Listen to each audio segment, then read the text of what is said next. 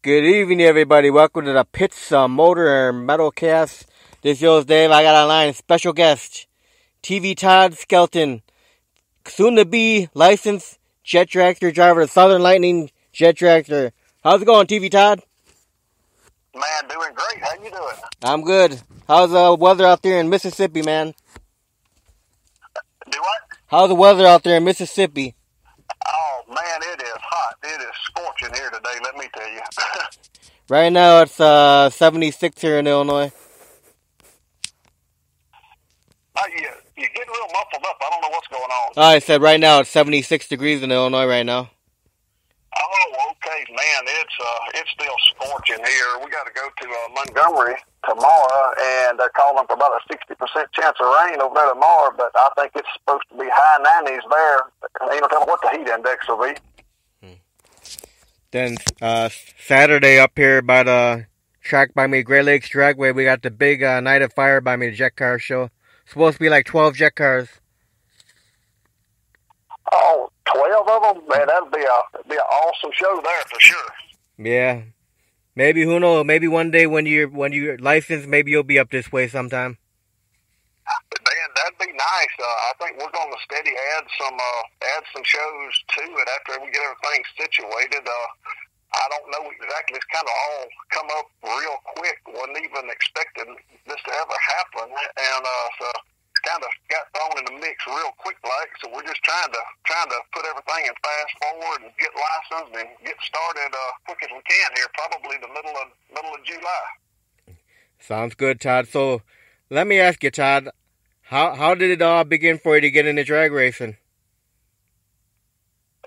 Man, I tell you, I actually started drag racing way earlier than I should.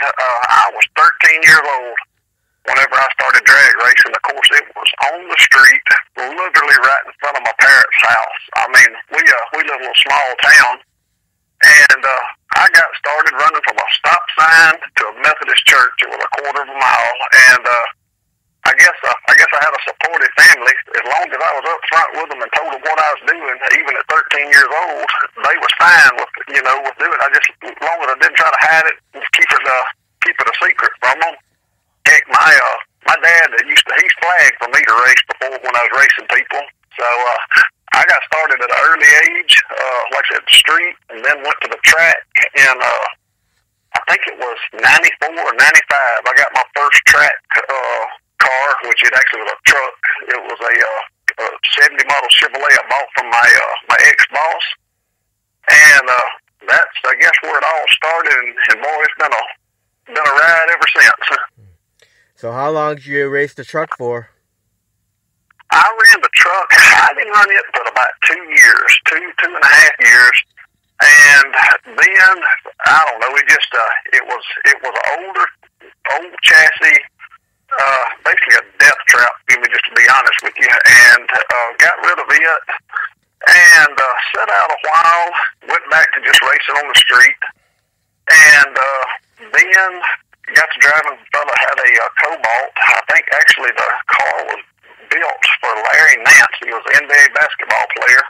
I think it was one of his old cars from what I'd heard, and because I'm so tall, I'm 6'10", so it's kind of hard just to get anything to fit me, and ran it for a while, and went from it to racing for man and his wife. It turned into being just another father figure and a mother figure to me. I mean, just fell in love with them.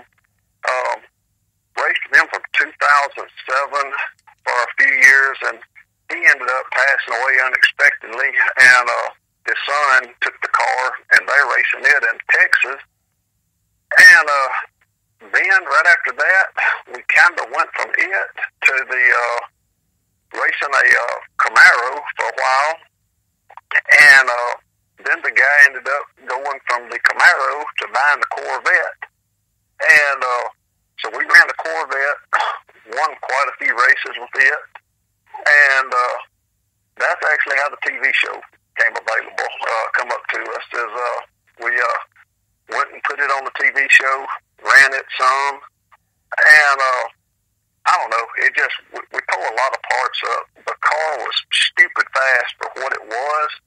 It was a It was a small block, 434 cubic inches, had a blower on it. And they, I don't know, everywhere we tried to run with it, I mean, we was outmotored everywhere. But it kind of worked in our advantage where people was having to manage so much power. We wasn't having to try to manage near as much. But in saying that, we broke a lot of parts. I mean, we just were stressing the little motor out so much. I said, heck, we very few times we went to the track that we didn't come home with something broke in it. And I don't know, it just took a toll on everybody, the morale and everything, and just, I don't know, we just kind of got burnt out, spent a ton of money, everybody did that was involved, and I don't know, we just decided to go a whole nother route, and that's when Karen and I bought the little S10, and kept it, had big intentions of it, and got a 526-inch blown motor for it. It's got a 598 in it right now. It's a little index bracket motor. And then the jet car deal come up like we were talking about. It kind of blindsided us. Never had even considered a jet car. And a good friend of mine, she kind of put me in contact or got Mr. Joe Zaccaro to call me. He's got one of the nicest, if not the nicest, jet operations around, or racing operation, period. And I don't know, we hit it off right off the bat. Probably one of the nicest men I could say I've ever met. And he's offered me a job driving a brand new car. So that's what we're trying to get licensed for it. Should be running it, like I said, in the middle of July, end of July, we'll be have our full license and everything. So, like I said, it's just been a whirlwind. We're actually leaving Montgomery on Sunday, headed straight to Denver. Got to be out in Denver for a July the 3rd and 4th race at the Jet Car Nationals. So he'll be driving it then until I get my license and everything. So, but it's I think it's gonna be real fun. I think we've got, I want to say, 8-9 races already scheduled for the rest of the year, and got some other big things that's going to be coming up that I've heard about, and got some opportunities that's we'll probably be talking about them later in public. But there can be some fun things coming up. Now you said you're 6'10". How old is the owner that's going to be driving the car this weekend? I mean, how tall is he? Do what now? I said you said you're 6'10", right? Yeah, I'm 6'10". Then how tall is the owner that's going to be driving the jet car this weekend? He is, oh Lord, he's probably 5'10", 5'11". The car has got adjustable pedals in it, so that's a big plus there because it's a lay down design. I've never driven a lay down car before, and I'm gonna tell you I like it because the other dragster that I used to drive, it was one that you sat more straight up in it. And but this car here, it fits like a glove. I mean, you wouldn't even realize that it wasn't actually just built for me. I mean, it fits perfect. So I really, really like it. Right. Now with the other car, the one with the blown car, you said a lot of people called it a pro mod, but to you it wasn't a pro mod, right? No, it was top sportsman is what I would call it. It got thrown into a lot of pro mod classes. When we go run Super Chevy, we run pro mods, which, pro mods, that name's tossed around so darn. People, I don't know, that's just a term that's get tossed around.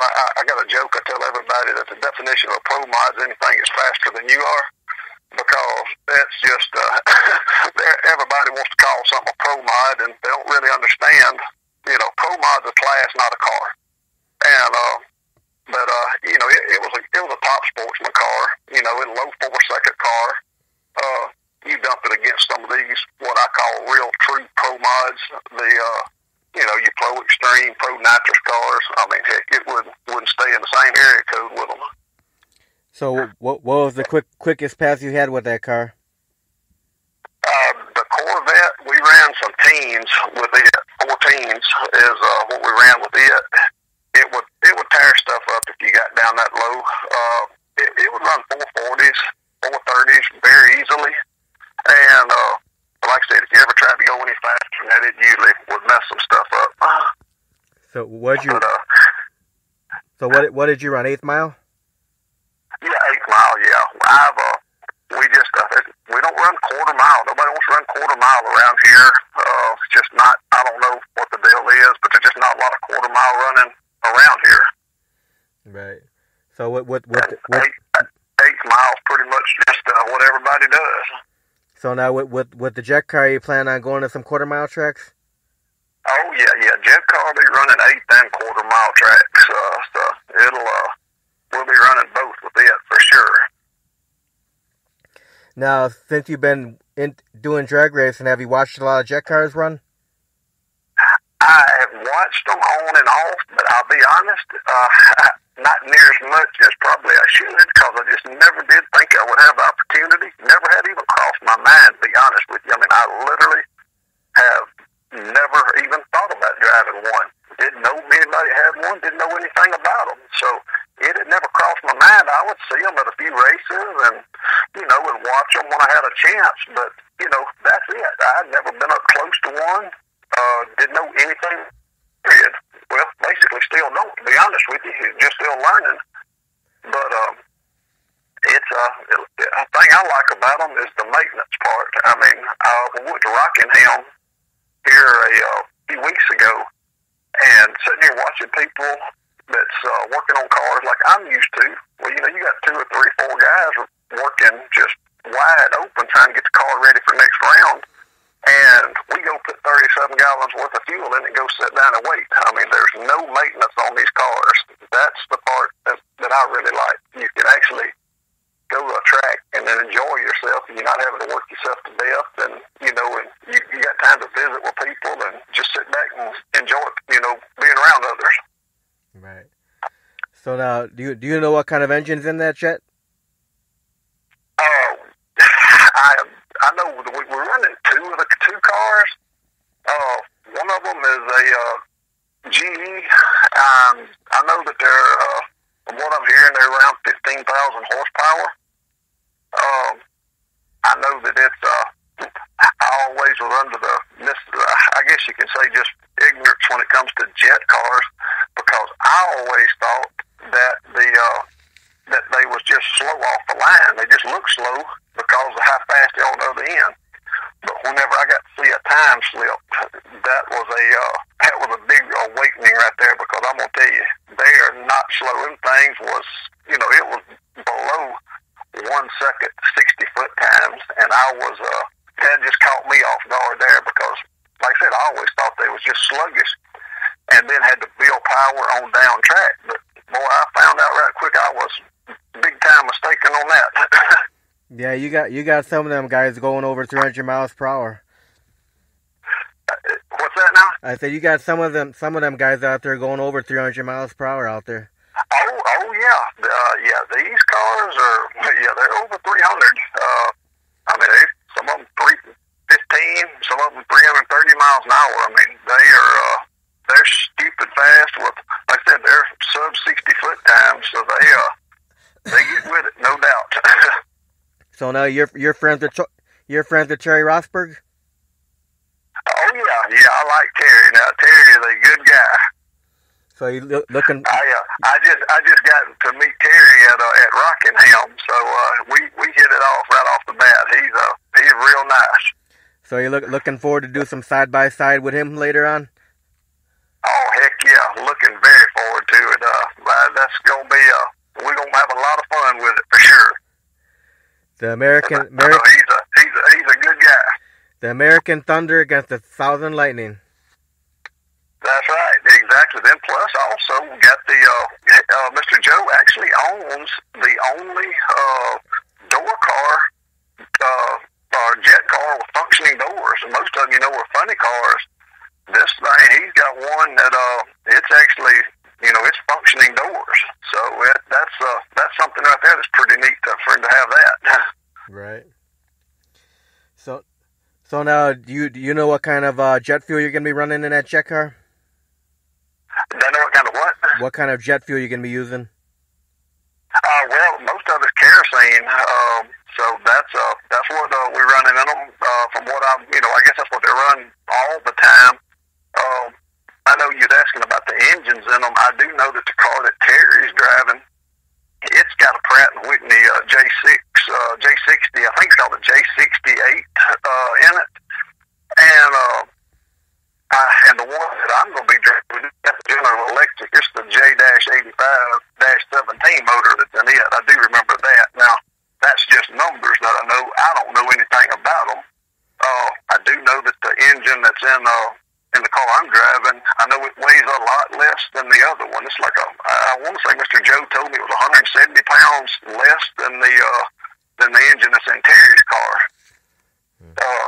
So that's I'm still trying to learn a lot about this, but I remember him telling me that at the last race we went to. Right. So now since all the years you've been drag racing now, are there any drivers out there drag racing that have been inspirational to you? Well, I guess that the one that actually I have looked, I guess you could say looked up to probably more than anybody, and I actually met him later in my racing career, which was back about 2007, and that was Mays Barton, his name. He's the guy I told you about that I drove for that passed away. Right. Unexpectedly. I looked up to him. That man there,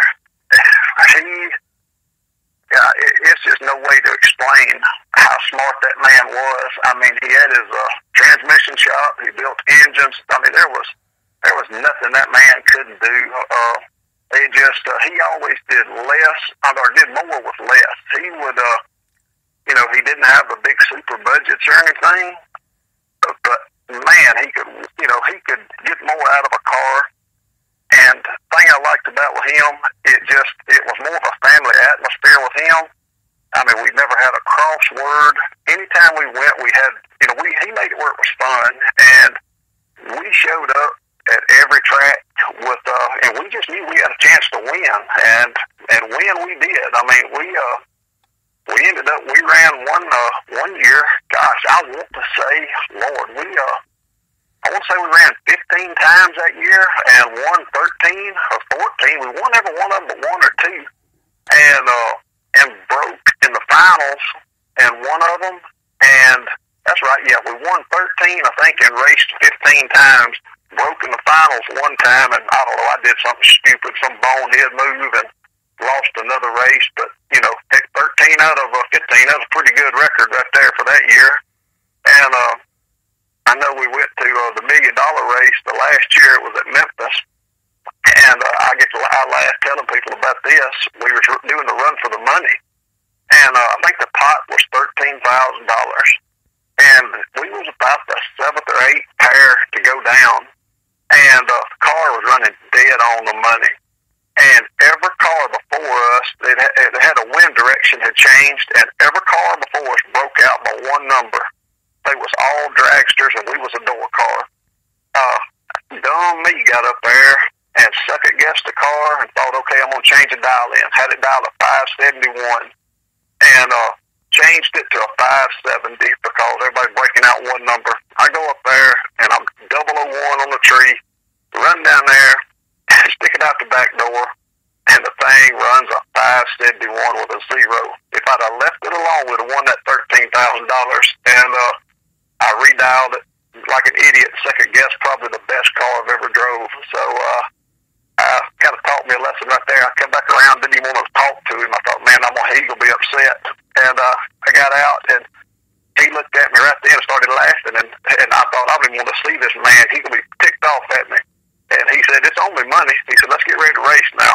And that's just the kind of person he was. He was in it for the fun. And it wasn't nothing about the money with him. He just wanted to have fun. And I can say that we were able to get him a track championship the year before he died. And that probably meant more to me than any win that I've ever had. Any amount of money was just seeing the smile on him and his wife's face to get them a track championship. And they never had one. And so that'll be my biggest memory of him and the man that I look up to more than anybody for my racing career. Wow, that's an awesome story. Thanks for sharing that with us. Oh yeah, it's I'll always have some great memories of him. Wish I'd had more years with him, but I at least I had that long to know him, and more than a lot of people did. So that's I take that with me anyway. Now, since you've been drag racing, Todd, has your family been supportive of you for drag racing? Oh yeah. My family has always been supportive of me. I've scared my mama to death quite a few times. She went a few times to watch me, but she's a typical wants to worry about her son. So she likes to watch from the house, as I tell everybody. She likes to see how I'm doing. And my daddy, he loves to go. He's got health issues, so he don't get to go as much as he'd like to. But I don't know. He looks up to me more than he should. Whenever it should be the other way around. I mean, I tell everybody that's my hero, but he's probably my biggest supporter. And then the kids, they're very supportive of us. With the racing. So my family's always backed me 100% in my racing, and so I've been very blessed to have the support from home. So what do your parents think about you getting in a jet car? Well, you take my parents. Well, not my daddy. He's fine with it. My mother, of course, she's typical mother hen. She's scared. But of course, she don't like anything airplanes. She's terrified of airplanes. So you can mention jet or anything like that, she's scared of it. But everybody else is supportive of it. It's I guess as long as we can, still manage stuff at home and not neglect anything at home, everybody be fine with it. Which me and my wife, we met at the racetrack, so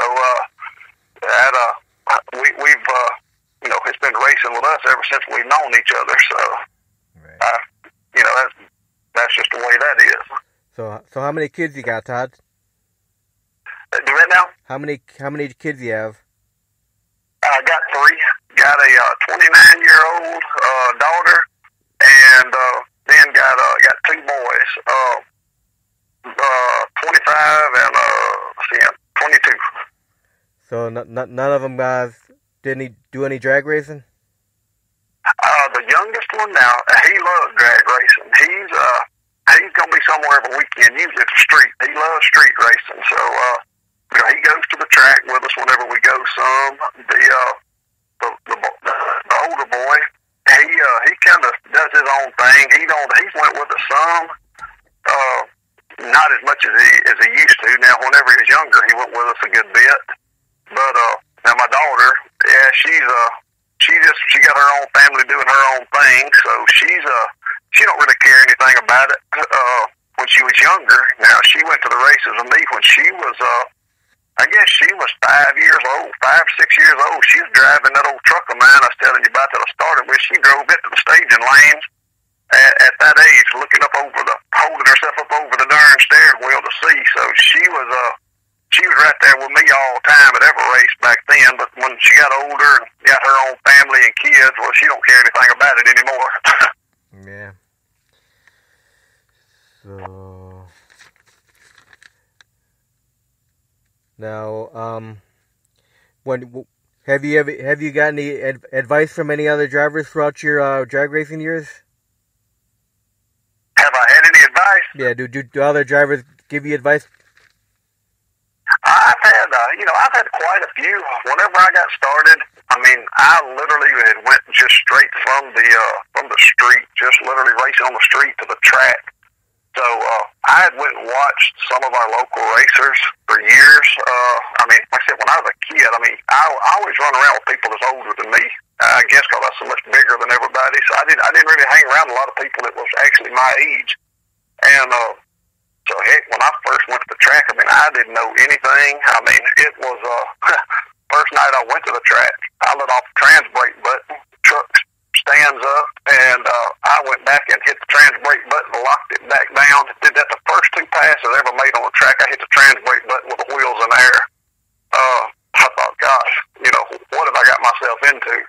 And it was an experience. Went on that night, and actually that was in time trials first night. So I had a lot of the other guys told me just to calm down, take it easy, and they kind of helped me with it. And actually we won 5 rounds the first night I ever drove.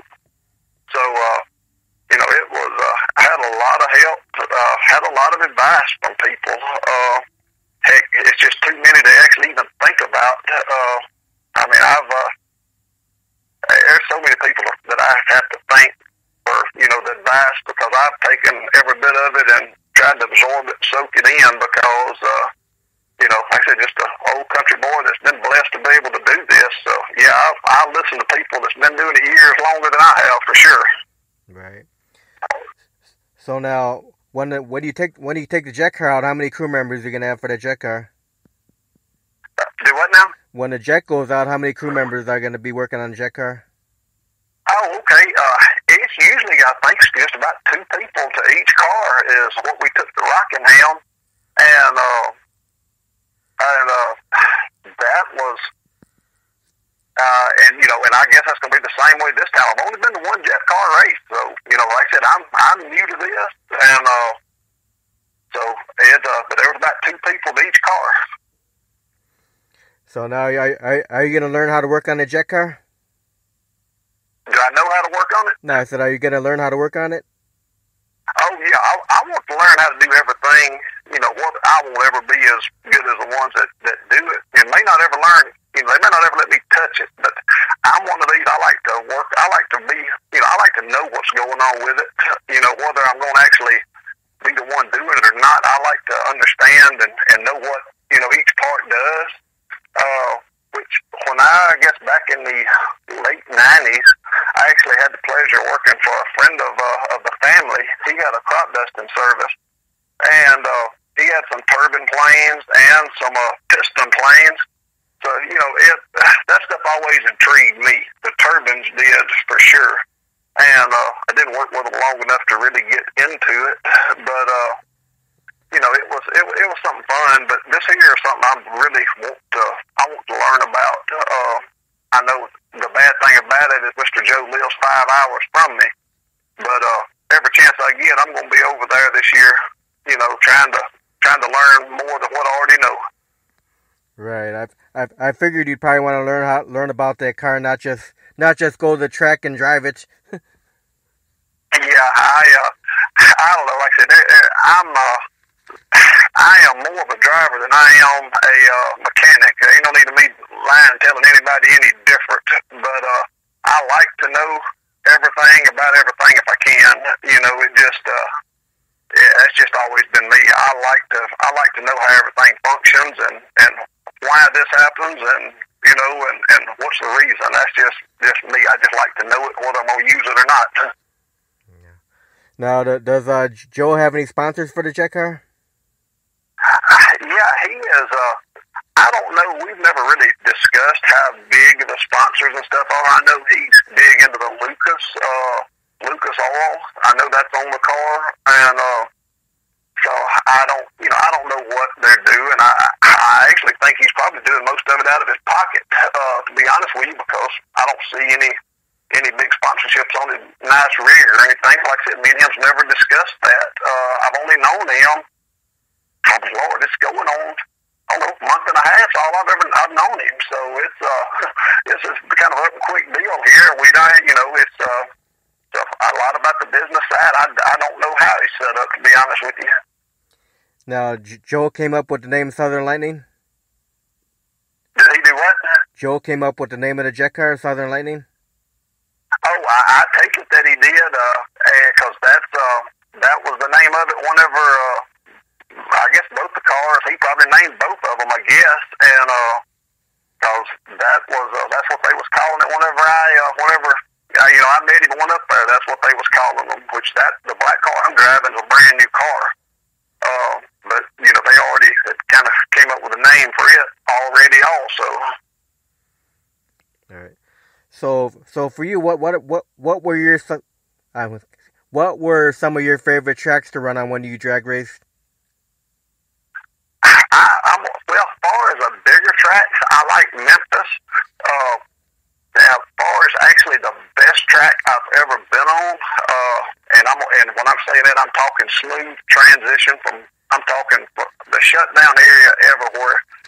It is hard to beat Atmore, Alabama. It's a little track north of Mobile. And, man, that track there, that is the smoothest track I've ever been on. I mean, even in the shutdown area, it's just as smooth in the shutdown area as it is a running surface. You never feel a transition anywhere. I like Holly Springs. We ran up there a good bit. That's probably my three tracks.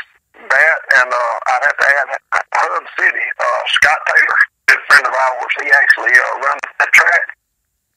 That'd be my favorite 4 tracks right there, by far. Now, do you already have your fire suit to drive the jet car? Oh yeah. I think they require a SFI 15. People always laughed at me. I've had a SFI 20. I don't care. I'm one of these. I'm scared of 2 things. That's fire and being upside down. So if I'm upside down on fire, I won't be able to be taken care of. So I don't know. I've always said if you can't afford the good stuff to protect you, you can't afford to race. So safety is a big thing with me. I mean, people laugh at me because I can be out there racing a 6-second, 5-second bracket car, and I'm gonna have my SFI 20 suit on. I mean, I just you can't neglect safety, in my opinion. So now, where did you purchase your fire suit from? I'm trying to remember here. We ordered it, had it custom made. It's gosh, I can't even remember what darn brand the thing is now. Maybe a race quip. I can't remember what brand the thing is, to be honest with you, but of course it had to be custom made for me, for my height and everything. It's a little bulkier than what I wanted, but it was also about $1,000 cheaper to get it kind of bulkier. I could have got one that did the same thing. It was a lot thinner, but just better, different material. But that sucker was about $3,500, and I think I've got about $2,500 in this one. So it's just a little bit bulkier feeling than the other one. Okay. Now, Todd, what would you consider to be some of the milestones of your drag racing career? Oh, Lord. I guess the thing, I go back to this, the thing that I'm more proud of than anything with my racing career, I know a lot of people would probably think I would say racing with the New Orleans Street Outlaws or racing on the Oklahoma City show when we was out at American Outlaws, but that they do rank up at the top. Had a lot of fun doing that, but winning Mays and Terry that championship at our little local track, and when I say local track, it's 500 foot long. It's not even a full 8 mile. That's my thing I'm more proud of than anything, just for the simple reason because he passed away just a few months later after that. So I look back at that, and that's my big thing that I'm proud of. Of course, the Street Outlaws, that was fun. Well, most of it was fun. It was fun, but it was stressful on friendships and stressful on relationships. It just, I don't know. It was stressful. It was a lot going on, but it was fun. That was 2 things that was, sticks out right there. But I had a lot of fun just at go back to bracket racing days, just our Saturday night deals. I had a lot of fun doing that. I'll always be a bracket racer. I know people want to look down on bracket racing and all this after the TV show and stuff, but, they can do that if they want to. I've always said that, you go out there and you can mat it and hold it to the floor and first one gets there, but that takes talent to be able to get one of those cars down. But whenever you go out there bracket racing and you got races that are won and lost by 2 and 3 and 1/10,000th of a second, and you're trying to judge a stripe by that, and there's so many races that are won by .0001, and that there bracket racers to me are more skillful in that perspective. I know that ain't something a lot of people want to hear, but yeah, the old bracket race, I'll always be a bracket racer, no matter what. Then I'm sure once you get your jet car license, that'll be another milestone. Oh yeah, that will be right there. was actually telling somebody the other day that I think that's going to be my last hurrah right there, because I honestly don't think there's any way that I'll ever in my lifetime be able to surpass that. I never thought in my wildest dreams that I would go 200 miles an hour. Well, then I go 200 miles an hour. Parents sure did never think I'd ever see 300. And I'm fixing to be sitting in a car that'll run 330 miles an hour. There comes a time that, you just can't outdo yourself anymore. And I'm 46 years old. I mean, I don't know how much longer I'm doing this. It's getting to the point, I want to do this as long as Mr. Joe wants to do it with me, and let me drive his car. But after that, I'm gonna do one or two things. I'm either gonna step completely away and just bow out and enjoy family time, or either go back and get me just a bracket car. Something that I don't have to work on all the time. It can sit there, and if I want to go race it, I go. If I don't, I won't. But I'll be honest. A lot of people probably think that it won't happen, but I'm leaning towards, when the jet car deal's over with, I'm leaning towards stepping away. I got rid of my Harley when I fell and broke my hip about 4 years ago, I guess, 3-4 years ago.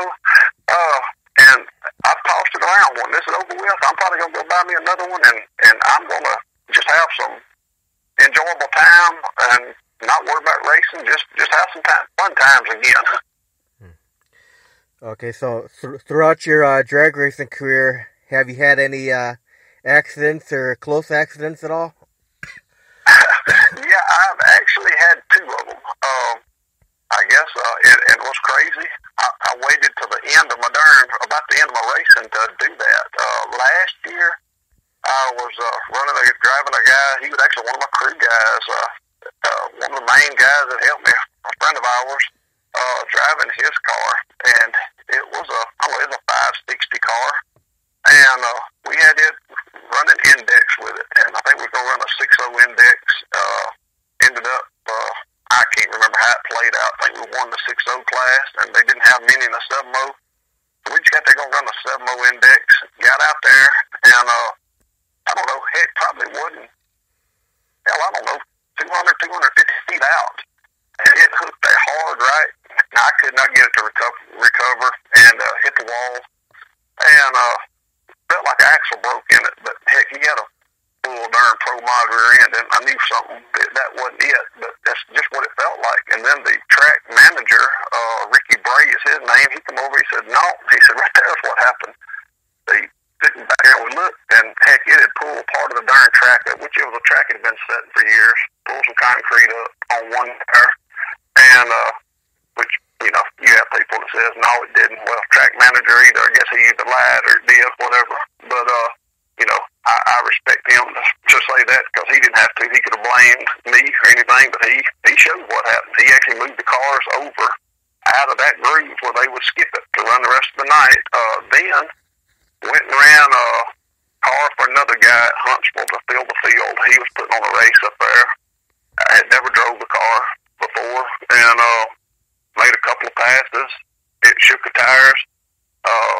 Tried to qualify it then, and drove through the tire shake, get down at the other end, throw the chutes, and nothing.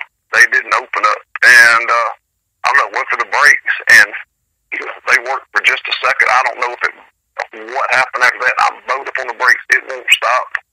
And went over 2,000 in that car. And of course, you hear people want to say the chutes open. Well, got plenty of pictures where the chutes went down underneath the darn wheelie bars. They popped out but never blossomed. I don't know. Have heard before that you have to activate, you have to do this, do that to them, get air in them, which he was running nitrous, I think, in there to deploy them. It was air launchers. Don't know if it's the first time I've ever been there, but like I said, they didn't blossom out, and we tore a car up. But that's the 2 wrecks that I've had since I started racing at 13 years old. Oh, well, knock on wood, you will never have any more accidents. Do what now? I said, knock on wood, you won't have any more accidents. Oh, yeah. I sure hope not. I could, you know, you look back and see where we've had the opportunity and probably should have wrecked a lot of them with some of the stuff we ran on with the street and everything. So we've been blessed with not getting in any more accidents. I hate it. We tore up 2 cars anyway. But, you know, that's part of the game. I mean, I guess I always heard people said, you know, it's not if, it's when. If you do it long enough, well, I've been doing this since, racing total since 1980, I don't know, 83, 84. So I guess 2 wrecks in that amount of time till present. I guess it could be a lot worse as many times as I've been down the street or down the track. So, you know, it wasn't hurting either one of them. So I guess that's a good thing. Yeah. So I'm going to ask you a few fun questions before we finish this interview, Todd. Okay. Do you have any hobbies outside of drag racing? Yeah, I actually love hunting. I'm a big deer hunter. That's my big thing. I drag race and deer hunt and shoot guns. That's my big things right there. Well, it used to be riding a Harley till I sold it. Like I said, I got to get me another one because I'm missing it now. I didn't think I'd ever miss it, but because I've had one so long. But that's my big things right there. No fishing? No, I'm not a big fisherman. I don't know. I haven't fished. It's crazy. I haven't fished since I was a kid. Me and my mom used to go fishing, but I haven't fished. I mean, I was a teenager last time I went fishing. I used to be a big bow hunter. Used to shoot archery tournaments. Pull my shoulder up, and now that's pretty much not an option. Everybody keeps telling me get you a crossbow. I don't know. I just can't make myself get one. I just like bow hunting. So I'm stuck to a gun right now. All right, what's your favorite food to eat? My favorite what? Your favorite food that you like to eat? Oh, I like Mexican and Chinese. That's my 2 favorite right there. Favorite beverage? Favorite what? Beverage, drink. Oh, okay, beverage. Okay, I couldn't hear your phone breaking up. I'm a sweet tea drinker. Sweet tea and Gatorade. What's your favorite movie of all time? Oh, Lord, you asking me something there that's going to be hard to say because I'm not a movie person. I don't watch movies.